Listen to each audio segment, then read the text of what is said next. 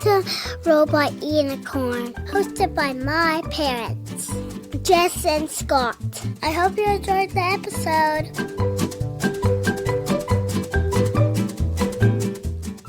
Good morning. Hi. How are you? I'm fine. Are you ready for Thank you so much for asking. this? Am I ready for this? Mm-hmm. Yeah. Day 2 of recording. Well, more so personal questions for you. Oh, yeah. Yeah, I'm fine with that. I have nothing to hide. Everyone wants to learn more about the man behind the... I don't think these are questions just for me, are There's a couple just for you in there. No, actually, yeah. I feel like there's a few. Well, especially the ones that you starred are I start. Okay. I know people want to know more about you. I feel like I talk a lot about my experience. Da, da, da. It's like, who's Scott? You do talk a lot. That's true. Who could he be? Yeah. No, but we're not just doing questions about you. This is a listener Q&A episode. Yeah. And we received a lot of questions. Yeah. But we're going to try and keep this one a little bit shorter this week. Yeah. So that you're engaged and not bored by personal questions, because people listening care more about the actual topics that we cover on this podcast. Yeah, there'll be maybe some tips in here, but this is a little more personal. Will there? Well, I don't know. Well, I mean, we'll find out. We don't even know what we're going to say yet. Mm-hmm. Mm-hmm. And okay. So sometimes you just have to start talking and then see what happens. Okay. Well, let's just get started on this episode of Q&As from listeners. Okay. And just so you know, if you're listening, if you follow us on Instagram from time to time, it's been relatively rare, but I mean, if people like this, we can do more of them. Mm-hmm. We'll post a question box on our Instagram page and ask people for questions they want us to answer about ourselves or anything. A very specific topic. Mm-hmm. So let's get started. Can I ask you a question first? What the heck happened to your hands? Oh, I was setting up the server rack in our house, and I slipped when I was putting one of the the server nuts in. Yeah. And I cut some owies. Yeah, I cut myself in 3 spots. Actually, there's another one on that spot there. But you look like our kids. I know. After this past summer, they had some bruised legs this summer. A lot of Band-Aids going on. I told our oldest that that's a sign that they had a fun summer. There's wisdom to it. A little preview for the book. I'm going to ignore that. Yeah. Wisdom to it. There's wisdom to a bruised knee. I feel like I'm hearing that all the time. It's because I'm in writing mode over here. Yeah, I know. But yes, it was just because I was setting up the server rack in our basement, and then my hand slipped, and I cut myself. What? It's cute. I don't know. I just wanted to... It's cute? Just to get some owies. It's Band-Aids I couldn't even put my engineering ring on today. Oh, sad day. Because it was, my pinky was swollen. Okay, anyway. That's it. I just wanted to know. I was just curious. I hadn't seen your Band-Aids yet, so I was just wondering what happened. Okay, let's get into this.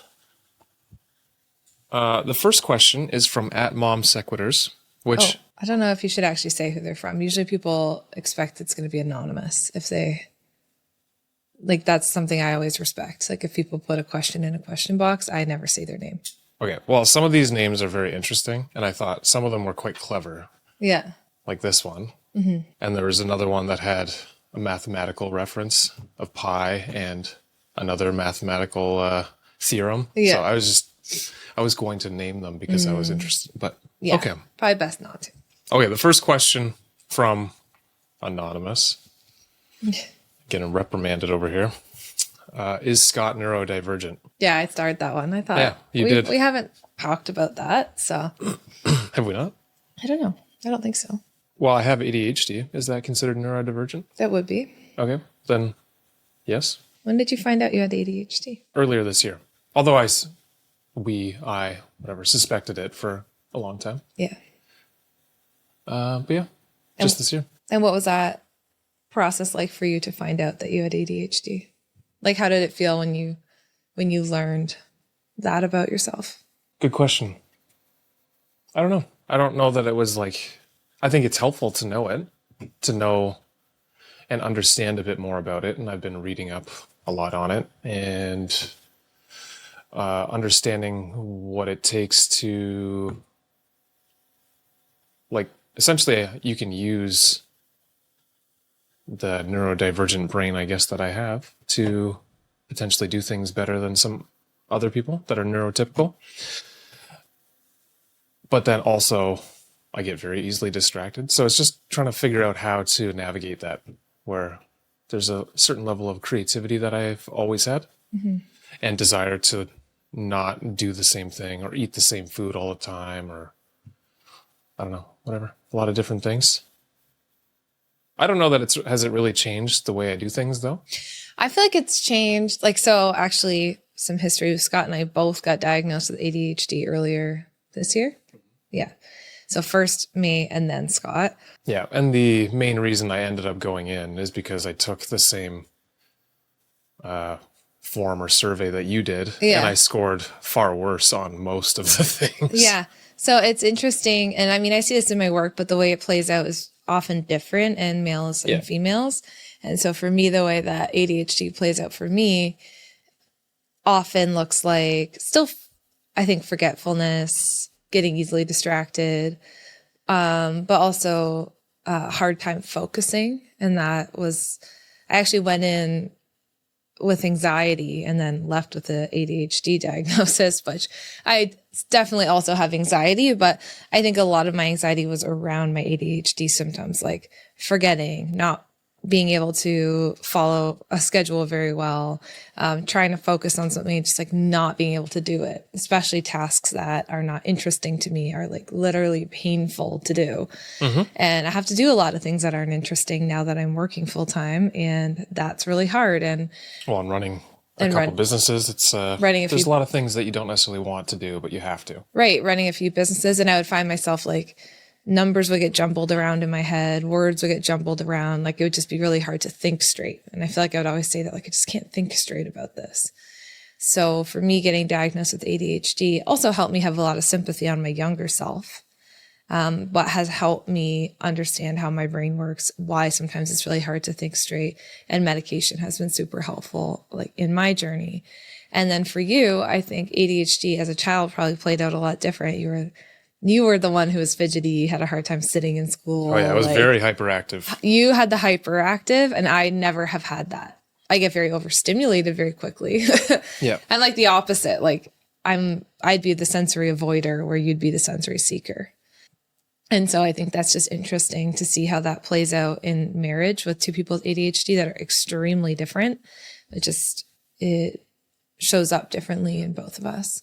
And I would say for me, knowing that I would forget things, a long time ago, it probably helped that I got to travel as much as I did because I was on a plane. And when I was traveling, I mean, there was no Wi-Fi when I was flying. So you would be stuck there in your seat for however many hours. And I read tons of books. And one of them was on how to organize your life so you wouldn't forget things, because I kept forgetting stuff. And since then, I feel like I have a pretty good system where it's pretty rare that I forget anything important, because Scott has systems. So you're very systematic. Yeah, I create very clear systems that help me not forget things. Whereas I find it very hard to stick to systems. I try my best, but it's very difficult for me. I think also I'm more of like daydreaming, like da da da. Like I feel like I always did that too. You can be too, but you are better at sticking to a system than I am. Mm-hmm. And creating the systems. Yeah. Or I guess maybe our creativity is just different. I'm creative in terms of like writing, like thinking through a concept in a new way, whatever. You're also very creative, but it just looks different for you. Yeah, I feel like that's what's helped us run our businesses together, right? Yeah. I think because I found a system that worked for me, it made me very interested in, I don't know, getting things to run efficiently operationally. Mm-hmm. So I think that's helped us in the work that we do, create these systems that allow us to have a smaller team that does far more better work than a lot of other companies would. Yeah. Scott's very good at that. Yeah. So I feel like it's interesting But I will say for me, getting the ADHD diagnosis was, I would say, very life-changing. Just in terms of understanding myself and having compassion on myself for things I used to like really beat myself up over. Like, just why can't you be like this? Like, and like I would always just think I was just not very smart or just not very good at things. And now I can be like, your brain works different. And I can have compassion on myself and also try and figure out ways to help me with those things that are just always going to be trickier just because of the way my brain is wired. Okay. This next question, parenting as someone with childhood trauma, given uncertainty and stress in the world. How do you do it? That's for you. I would say that given that I know I grew up in a traumatic household, it's taken, I think, extra effort to understand my shortcomings and like really, I don't know, I try and reflect on the way I act throughout the day or a week or whatever. Maybe it's not every day that I do that. Obviously, I still have days where I'm short with the kids or whatever.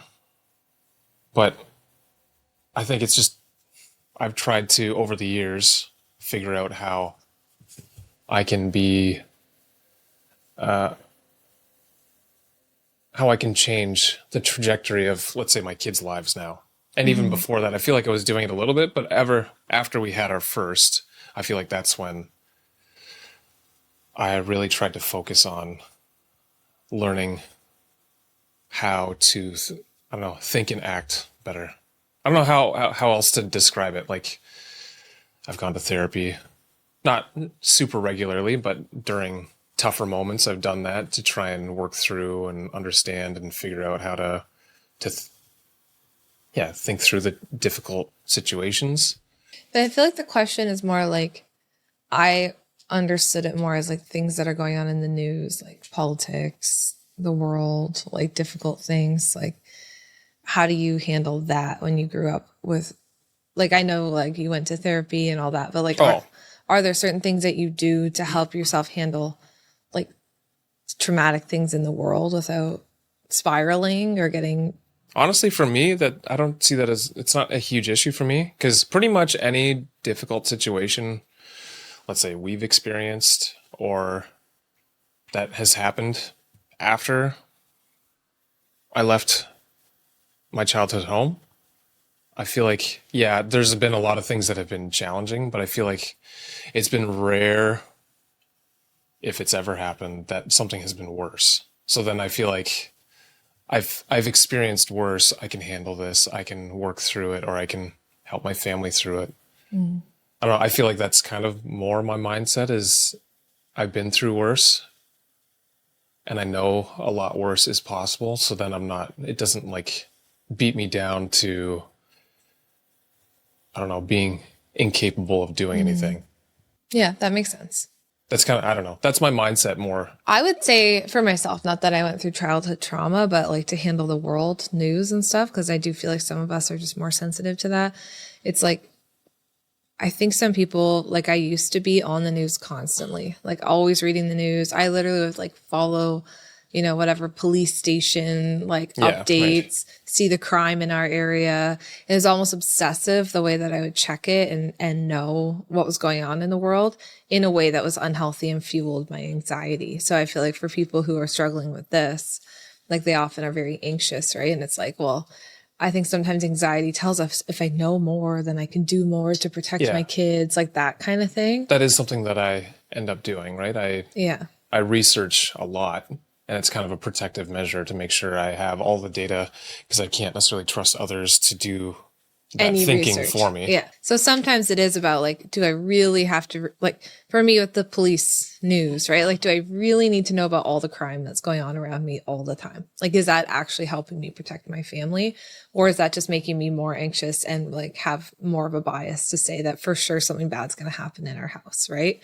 So I started to learn like that's unhealthy for me. I don't actually need to know every single thing that's going on. Like, or I don't have to be on the news every single day. Like, that's actually not helping my family. And so sometimes it is about figuring out where those boundaries are for you. where like your anxiety might tell you you have to know everything, but is that actually helping? Don't you think that that's more surface level though? Answer to this question? Like, yes, not That's reading the surface news level. and all that. It's better to understand why you're doing that in the first place and why you feel the need to Totally. research Both. so much or read the news so much. I think both are true. Like you don't necessarily just stop there, but that's like, even some people will like re-traumatize themselves just by like watching like TV shows about childhood, and like childhood trauma happens on the show over and over, or they're watching like these like murder shows. Like I had a client be like, I can never sleep at night. It's like, oh, what do you watch before bed? And it was always like some gruesome murder documentaries or something, right?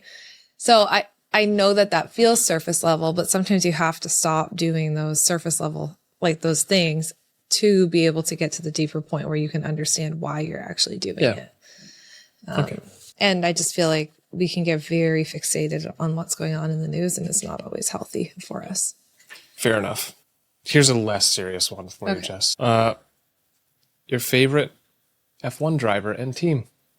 And this person says our family loves watching together. Are they asking me? They didn't say. Oh. So I'm assuming they're asking both. Unless, was the question box for me? Mm-mm. Oh, yeah. Okay. So then it's for both of us. So we'll ask you first. Do I have a favorite F1 driver? I don't think I have a favorite. I just kind of go for whoever. Whoever's winning. I always tell Is you that that how I it like goes? Lando Norris, because I always used to like him. They'd be like, a young Lando Norris. Yeah. They used that to was a call him long a young time. Lando. I always liked it when they called him a young Lando, but that was like 5 years ago, or like whenever he started. I think they still call them that 2 years ago. Yeah, Yep. A young Lando. a young Lando. But yeah, I always liked the McLarens. I think I like Lando and I like Oscar, so that's probably usually who I'm rooting for, those two. Those are your favorite, in your words, characters? Those are my favorite characters, yeah. How about you? You're wearing a McLaren t-shirt. So. Yeah, I know. I wouldn't say McLaren is my favorite or not favorite. I don't know. For whatever reason with F1, I've enjoyed for, I don't know, the past decade now. And I've gone in spurts of like favoring one team over another, and it's usually the underdog that I'm favoring. Because McLaren is so far ahead, even though Max has been winning, I kind of am cheering for him right now, mostly because I want there to be a bit more like fighting at the front for the first place podium. But yeah, it changes all the time. If Fernando was right behind, I would do the same thing for him. Yeah, that totally makes sense. This person asks, and this person had a wonderful mathematical reference in their user handle, but I'm not allowed to say what it is because we have to keep them anonymous. How do you emotionally move on when our children grow? You don't. And this person says, I'm struggling with birthday sadness. I guess this is a great question for you because you don't. I don't. I read this question and I was just like, oh, I get it. Like, I just want to give the mom a hug because I'm like, you're probably tearing up as you read it. I was. There's nothing that just hurts my heart more than our children getting older. And I feel like it's just this summer became so real to me because our youngest is 3, so she's not in diapers anymore. She's not napping anymore. And I feel like I could see it from this bigger perspective that I'm like, oh my goodness, they are all getting so much older and it's just never going to stop. And we're never going to be in the baby stage again unless we decide to have a 4th child randomly. Randomly. But I felt it so much and I already have nostalgia for like the current moment. And I just know that I'm going to miss it. And it's just getting me. The older our kids get, the harder it is for me. Birthdays are harder. Watching them go to a new grade is harder. And so I feel like, how do you get through it? You cry and you allow yourself to feel the emotions and try and savor the moments that you have and like do what you can to create the memories that you want to look back on forever, and recognize in yourself that the feeling that you're having makes a lot of sense.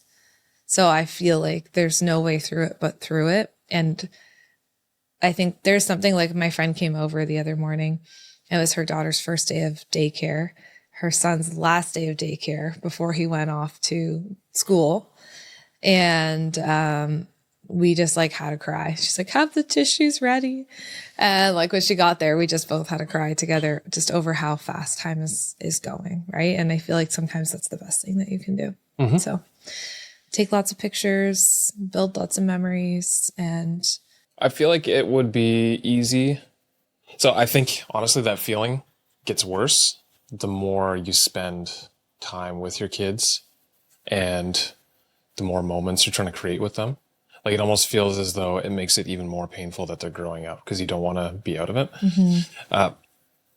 But I think that's still better than the alternative of trying to push them to do other things independently too soon. And I don't know. I feel like you don't really I try and remember or get over it. How much I still am involved with my parents. And like, okay. Because some people will be like, oh, you only have 18 years of your kids. It's like, okay, well. It's kind of true though. I mean, it's true where they're little. But at the same time, it's not like you just don't have them anymore. Like after we had our oldest, I still called my mom every day and was like, how do you do this? Just the way that they need you changes. But I try and remember it's not like we won't have them. I don't know, but it's hard. So I don't really have an answer. There's no way to get over it. You have to just feel it. Accept it. Yeah. Feel it. Okay. Next question is, how did you get Skeptical Scott to listen to podcasts, read, learn, grow on parenting? Great question. How did I get you? I lured him in slowly. Speaking of a murder documentary. No, I'm just kidding. I think because it was my line of work, that was different because I was always talking to you about things I was learning, things I was doing. Like we were together during my entire education. So I think you saw my passion for it. And I often would just tell you things, whether or not you were asking me questions about it. And then I think we had, and we've talked about this on the episode, on the podcast before, when our oldest became a toddler, then you started having more questions for me. But I think the difference between us and maybe a lot of other couples who have a skeptical partner is I was educated in the field and I was working in it every day. So I already had your trust in that way. I think like you were still very skeptical of everything I was saying. But I definitely push back. You pushed back a lot and it was so annoying. Yeah, Jess has become more accustomed to it, although it still probably annoys her a bit. Mm-hmm. I don't push back quite as hard anymore. Well, you're on board. Yeah, right. You might push back on little pieces here and there, but for the most part, we're on the same page. Whereas like, I remember the first time I was telling you, like, we're not punishing our kids. Like, we're not doing that. And you were like, well, what about this? What about that? And like, you would just give me all these scenarios. What about if they killed a bird? Then what? Like, I feel like you had every scenario you could think of. And you would just like push me to be like, okay, but seriously, if they did this, don't you think then it would make sense to punish them? And I'd be like, well, no, because da da da da da. And I think what helped maybe is I have always been good at allowing you to ask questions. And I think I've always, so long as I've been a therapist teaching this, I've been quite confident in my answers. And so I could handle your questions and I wasn't scared to answer you. And if I didn't have an answer, it's similar to now with this podcast. If I didn't have an answer or like I needed some time to think about it, I would tell you, then I would go do some research and then I'd come back and be like, okay, now I have my answer for you. So I think that that's something that is important if you're in a couple and you're trying to sort out your stances, like not to be so defensive. Like I was never like, oh, Scott, you cruel, heartless person who wants to punish our child for killing a bird that has never happened. But, you know, hypothetically, if that were to happen, you know. Yeah, I asked that from like other kids or people that I knew that had done certain things, right? Yeah. But I think welcoming your questions and then doing my very best to answer them got you started. And then then I gave you a few good book options, I think, that I was like, I think you'll really like this. One of them was Rest, Play, Grow by Dr. Deborah McNamara. And I think that one helped you a lot. Yeah. That was a really good starting point. I feel like there was a bunch more that preceded that. Oh, yeah? That was before that? But I can't remember.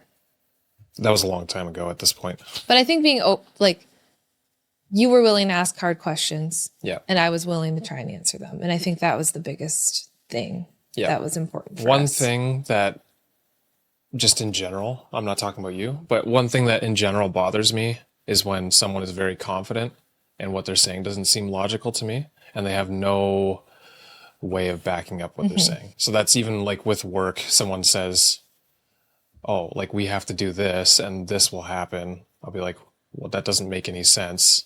How do you know that? And then if someone's response is, well, people say it, like that's just known. Yeah. Then I usually push back and be like, I don't believe that then. I guess what probably also helped you is that what I was saying wasn't just my own thoughts. Yeah. It was research backed. Well, and you were writing blog posts at the time that had long citations. Yeah, works cited and on them. And obviously I had gone to school for over 8 years. I've been studying this, like all of this, right? So when I would tell you something, it wouldn't just be like, well, this is just why, like, I just think this. It'd be like, well, no, Scott, like, this is what research says about children and their behavior. Yeah, there were studies done on this.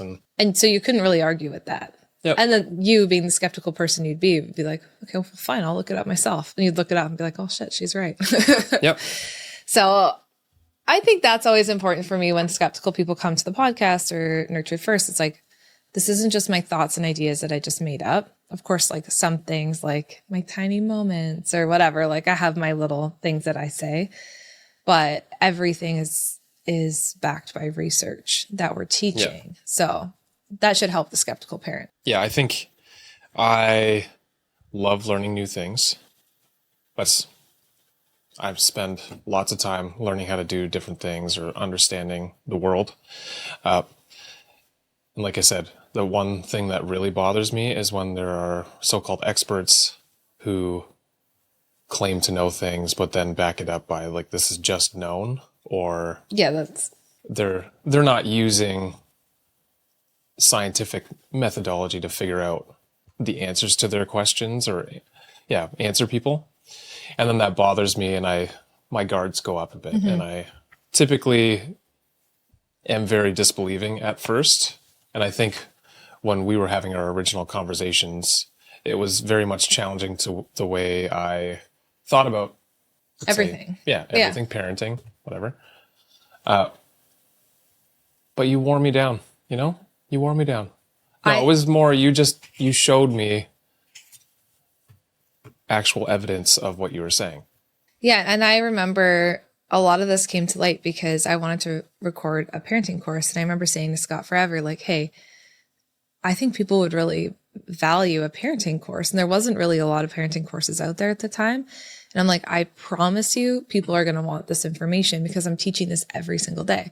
So then I started writing Parenting Little Kids based on all the things I was teaching my clients every day. And it probably took me a year to like write this course up, like kind of on the side.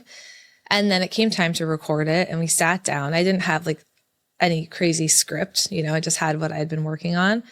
And I sat down to record it. It's like 9:30 at night because we recorded it in our living room while our toddler was asleep.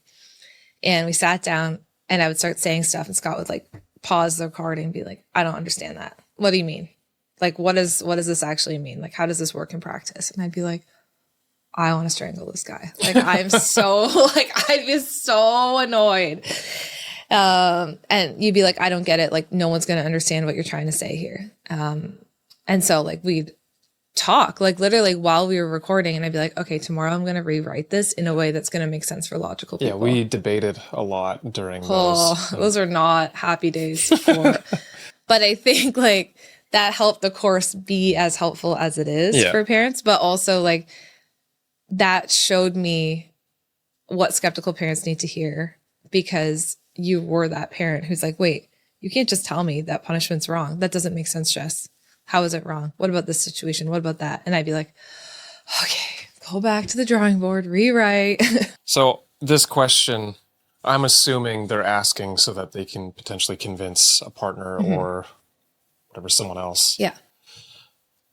How would you go about trying to, because I feel like you didn't necessarily have to convince me. It was more that. It was a little bit of convincing, like, but in terms of, I never. No, but you were convincing me because, let's say we were recording that course. Yeah. And I'm the one doing the recording and participating in it. And then you're explaining these things to the camera and I'm not understanding. Or I'm like, that doesn't make any sense to me. Like, Yeah. So I'm asking for kind of evidence or proof that, but not everyone, most people don't have that, right? So how would you convince someone else that, but I feel like to at least look into alternative? A lot of the parents in our audience, they are in a similar boat, but it's just like their day-to-day life, right? They're like, hey, I don't want to send her to timeout every time she has a tantrum, right? And the partner's like, well, why not? What about this? What about that? Like, so they are still there. I think the one thing is like trying to lower your defenses. Like I see skeptical parents in kind of two boats. So one is the boat of like, they think that they're genuinely doing what's right for the kid and they genuinely want what's best for their child. But because of their own upbringing, the things that they've heard or what they just think is logical, this is why they're kind of stuck on using a punishment approach. And I think there's a skeptical parent who literally is just like, this is what I had when I was growing up. I refuse to change. I'm not actually interested in hearing anything else. And like, they're so closely tied to their beliefs. So that number one, skeptical parent, that was you, right? You just like genuinely thought this other approach would probably be more effective logically. Yeah. And so I think you can use logic with those parents. And I actually find that that's very effective because they want to be logical. And so if you come at it from like, look, what I'm trying to teach you is research back. I'm happy to show you the research. I'm happy to go through it with you. And I want to answer your questions and like embracing that. I find that works very well. The other kind of parent I personally struggle with more because they really don't want to change. And so you kind of have to figure out where can you align on your values, and you kind of have to get to the root of why they don't want to change, which is that's the hardest thing for them, right? Figure out why they're so defensive, why they don't want to change, and get curious with them. Those are the ones who take longer. They can come around and change. I've seen it, but it is a bit harder. I think that makes sense. All right, let's move on. Sure. We thought this was going to be a short episode, but I knew it was going to take a while. But... Okay, this person asks, will Scott interview guest therapists? I think his layman approach is very valuable. Layman, thank you for that, I guess. Just a simple man of the woods. Is this offensive, layman? That's you. That's who you are. You're just a regular dude. Why is layman offensive? I don't understand. I always thought it was a more offensive term, but really, I don't think it is. It's just like basically someone who's kind of an idiot. Like no, layman is just to me. It's just like your regular person. That's how I would interpret that. I mean, you are kind of an idiot. Wow. I mean, fair. Yeah. Sometimes, and there are certain things you don't always appreciate my sense of humor. That's a quick one to answer. Yeah, probably. I don't know if I'm going to do everyone. Probably not all. Sometimes, of them, like if we have a guest and they're in person, then it's easier for Scott to be on. But it is just difficult on a virtual podcast to have 3 people and for the conversation to flow naturally and for it to just feel natural. We've definitely found that. So which is why we've gone to like just me and the guests when we have it virtual. Yeah. Typically I will do still a lot of prep work for the episode. So I'll give Jess some of my thoughts and questions and stuff, and then she'll try and use that throughout the episode. But yeah, I don't know. Virtual podcasts kind of suck. We like in person, but sometimes there's experts we want to interview and they just can't. We just can't be in person, right? Okay, next question. How did you decide to have a third child? Did we? Did we decide to have a third child? I feel like with all of them, it was kind of like it just happened. We weren't actively trying to make anything happen, but we also weren't actively trying to not make anything happen. Yeah, I think mostly with our third child.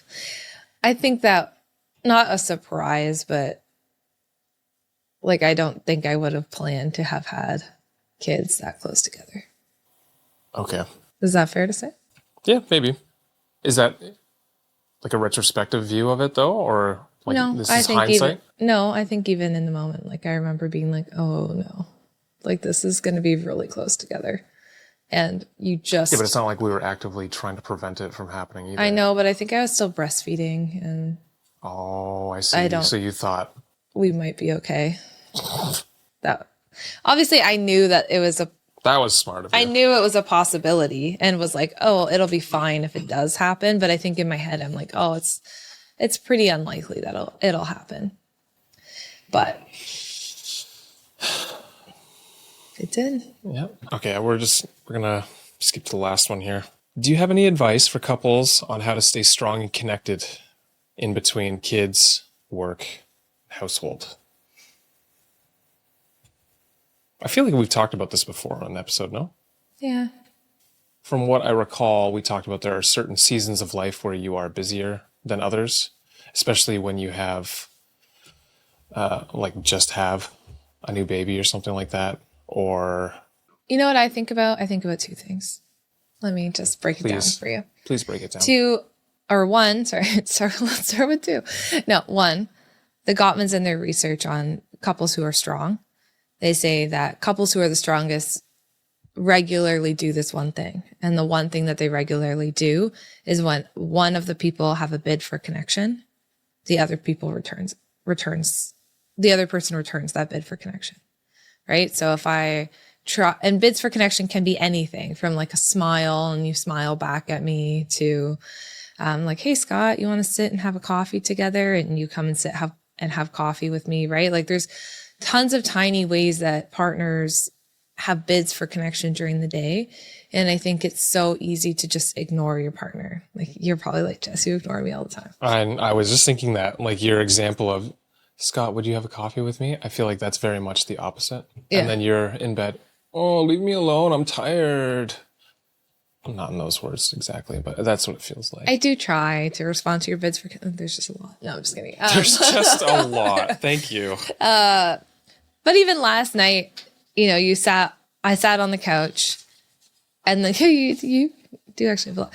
I sat down on the couch and then you sat next to me with a pillow and then like leaned the pillow on me, right? And I was just so touched out and I was like, I really just don't feel like Scott leaning on me right now. But I was like, you know what? Obviously this is really important to him. And I didn't shoot. Like I'm a small child. No, but we kind of are at heart. And he needs some attention right now. Let's give him that. He needs me. Yeah. And I just gently stroked his shoulder. No. But then I was like, oh, this is actually nice. Like it's... Yeah, you shushed me. Shh. Yeah, exactly. Shut it, is what you were thinking. So obviously humor is one way that we stay connected. No, but I do think for the most part, we do try to return each other's bids for connection. And even if it's in a simple way, and I think that helps. The second thing, I was talking to a friend about this recently, is I will do things for you. And sometimes you do things. No, you do things for me too. Are you trying to say I don't do anything for you? No, not at all. No. Wow. But she said, will you do things for Scott? And do you feel resentful or bitter if he doesn't like do things for you in return? And I say, yeah, like I'll do like little special things for you all the time, right? Where I'm like, ooh, I know, like I'm in the area and I know he loves food from this restaurant. Like I'm just going to go pick it up for him. Or like the other night, but I was all mad at you for not drinking it. But I was just teasing you. But every night, like I'll get myself a cup of like SodaStream water. We have a SodaStream. And I'll usually pour one for Scott too and just give it to you without you asking. Usually? Yeah, usually. The reason why I didn't drink... Check yourself. For the last couple months, I have done that. The reason why I didn't drink it is because I didn't even expect that you would be getting me one. Okay, that's rude. Because I actually do that quite often for you. Okay. And most little things I do for Scott's unnoticed. Now, we'll see. I'll see that all of a sudden I'm going to be getting a glass of sparkling water every night. You literally do, all the time. Anyway, clearly he doesn't notice anything I do, so it doesn't even matter. Wow. Okay. We might, cut, or maybe it's good to keep that in. Yeah. What else do I do for you? I was going to make a joke and say not much, but I feel like you'd be upset about that too. Anyway, I feel like I do a lot for Scott. You do. And I think he's being playful, but I think he knows that that is actually true. It is. Oh, I don't disagree with it. And I do think that as much as we're joking, like I do think that that is something that keeps the marriage feel strong. Not that you can always do that, but we talked about also that we're not keeping score on that though. Like if you do one thing, I don't do one thing in return necessarily right away. Or that's what my friend was saying. She was saying that it's almost like if she does something, then she almost holds back to do something else until her husband does something, and then he'll hold back until she does. So it's almost like, okay, I did something nice for you. Now I'll wait for my turn, Whereas for us, I don't keep score. I'm like, if I have the opportunity to do something that I know is going to be nice for you, like something simple, like the cup of water that I know you're going to want, or you don't think I do it. I do so many nice things for you. You don't even notice any. Now it's just an expectation. Oh, is that? Oh no. Or the roti that I'll grab you if I'm in the area, or I don't know, just like little things that I know that you'll appreciate. I feel like I don't keep score and be like, oh, I did 6 things for Scott. Like, what has he done for me? I think it's just part of helping the other person feel seen. I don't know. Mm-hmm. But we have an entire episode on this where I talk with Dr. Tracy. That's really helpful as well. Nice. Well, I think that's a good place to end. I think our editor will have fun cutting some. Yeah, this would be some interesting work. Some interesting work. He's got his work cut out for him this time. But yeah, it was a delight, Scott. Was it? I don't know. There were some parts where you had a very serious look on your face. There'll be some reprimanding after this. Yeah. Well, how is that different from normal? So maybe we should do an episode where I'm just the real version of me reprimanding you for all the things that you're going to get in trouble for saying after these podcast episodes are done. Yeah, exactly. Okay. Well, cute. Good talk. Yeah. Thank you so much. Okay. All right. No, these questions were good from the listeners because then it makes us talk about things that we don't normally talk about. Yeah, and I think it is good to keep some of the raw in where we are. Like, we don't always agree on everything. That's okay. Nope. I disagree with that. Okay, just kidding.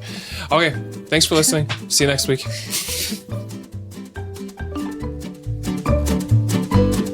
Hey, thank you so much for being here and listening to this episode today. It means the world to us to have you here.